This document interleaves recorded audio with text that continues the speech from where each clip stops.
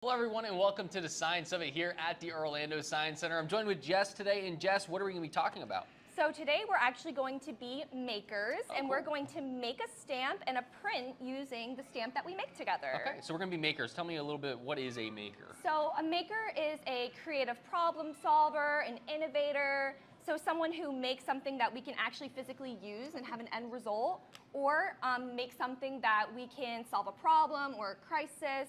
So it's really fun to incorporate the STEM concepts with this. Okay, tell me a little about the materials we have here today. Yeah, no problem. So today we're actually going to be using a wooden cube that I had, and then we have some foam stickers on there with different shapes. I also attached a piece of bubble wrap to it. Okay. So those are already all attached on our wooden cube, but I also have some gears. So I like to use the gears because then we can kind of go a robot route with our print. So I figure we can attach the gears together. Sure, let's do and it. then we can practice using our stamp.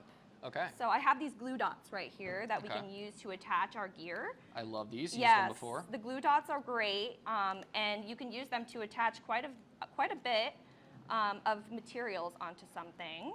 Something even as maybe not even close to being sticky, a gear, you know?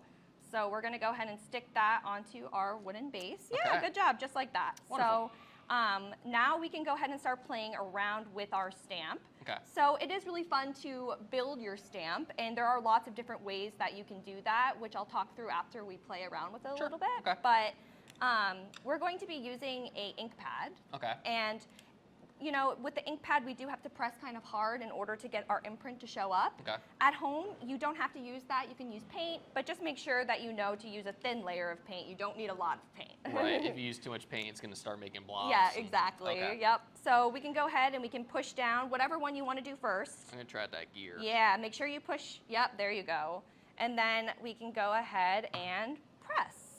Yeah, very good job. Oh, that comes out really well. Yeah, so I like using the gears and the shapes because you can go the robot route, like I said. Okay. And it opens up some really fun dialogue, like what does your robot do? Or can your robot help solve a problem? So it just opens up really fun dialogue. But you don't have to make the robot, of course. You can do whatever you wish. Ooh. I know, I like this. This This looks is a little really snail. nice. I'm going to go ahead and practice with the bubble wrap a little bit. I was about to say, so how's the bubble wrap look? So the bubble wrap, you go ahead and push it just like you would the rest, and it makes a really cool, bubbly impression. That does look really cool. Yeah, it's really fun to play around with texture as well. I like to use cardboard if it's ribbed, or you know, something that will bring a really cool texture to it, because that's another really fun talking point. Gotcha. So it's a lot of experimentation as well. You can pick different materials and Exactly. try to see how they look on paper. And if you don't have these little wooden blocks, you can use a lot of other really fun materials at home. Okay.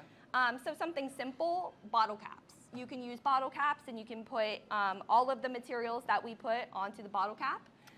You can use something like a cork. Okay. If you have corks laying around, you can use that as your stamper.